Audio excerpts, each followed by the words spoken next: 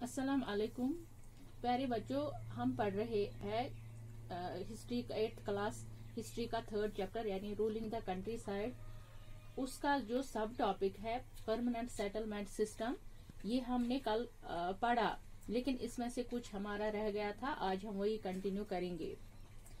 तो इसमें हमने कल पढ़ा कि जो फार्मर्स थे यानी जो बड़े बड़े जमींदार ताल्लुकदार थे या राजाज थे बंगाल के, उनको ब्रिटिशरों ने क्या बनाया, उनको बनाया लैंड ओनर, उनको ओनरशिप दी लैंड की।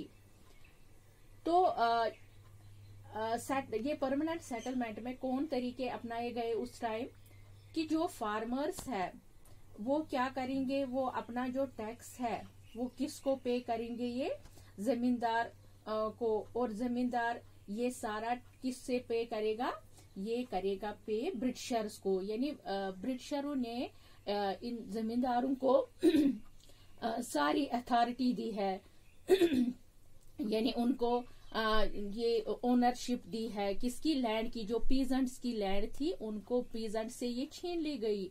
पीजेंट्स को अब हक ही नहीं रहा अपनी जमीन पे, बल्कि जो जमींदार थे उन्हीं को ब्रिटिशरों ने ये सारे हुकूक दिए कि आप इन पीजेंट से टैक्स कलेक्ट करा और ये टैक्स हमें आप फिर पे करो। लेकिन यहाँ जो समझने वाली बात है वो ये है कि वो परमानेंट सिस्टम था। दिस मीन्स कि एक अमाउंट था जिससे ब्रिटिशर्स ने फिक्स कर दिया था। यानी जो भी अमाउंट था, जो भी ब्रिटिशरों ने टैक्स वसूल किया इनसे, पीजेंट से, जमींदार वो उनसे लेता था, तो ब्रिटिशरों ने एज टैक्स ये ब्रिटिशर उनसे वो टैक्स लेता था। लेकिन वो फिक्स्ड था, वो टैक्स था फिक्स्ड।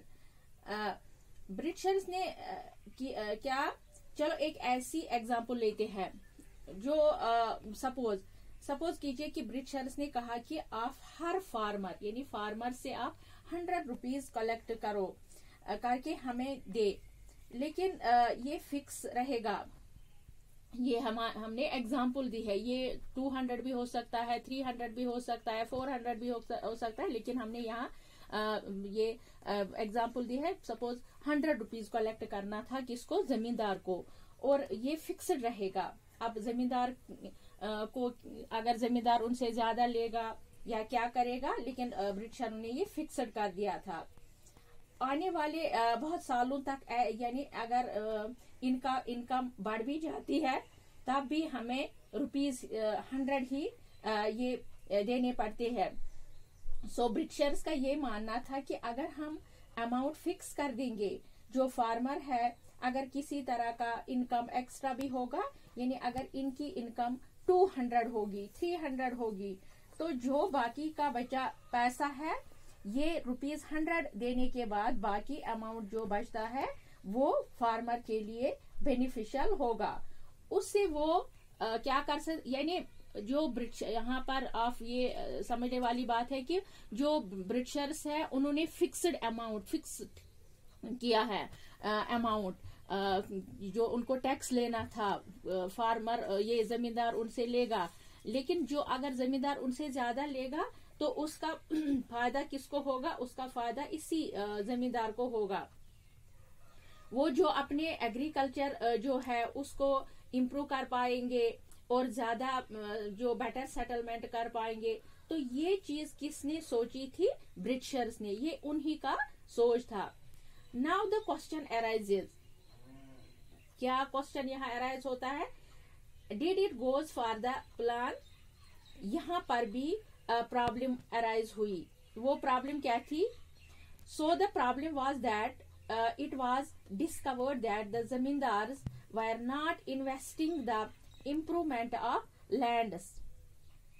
मतलब ऐसा था, जो रेंट था वो इतना हाई था कि जमींदार वो जो रेंट उन्होंने लिया था वो इन्वेस्ट कर ही नहीं पाते थे।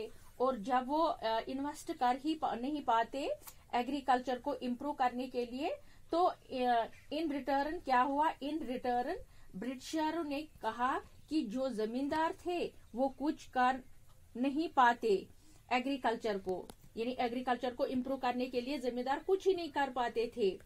तो उनसे जमींदारी छीन ली गई। किनसे? जो उन्होंने पहले जमींदार को राइट्स दिए थे, टैक्स कलेक्ट करने की जो राइट्स दिए थे पीजेंट से छीन ली गई। और बाद में जमींदारी की और कोई पूरी कही गई, यानी जमींदारों से सारा छीन लिया गया। और बाद में कंपनी को ये भी लगा though the income was increasing but company was getting a fixed revenue। तो ये हमने आज इसमें पढ़ा। तो इंशाल्लाह ये अभी और इसमें है, वो हम कल के लेक्चर में पढ़ेंगे। खुदा हाफिज।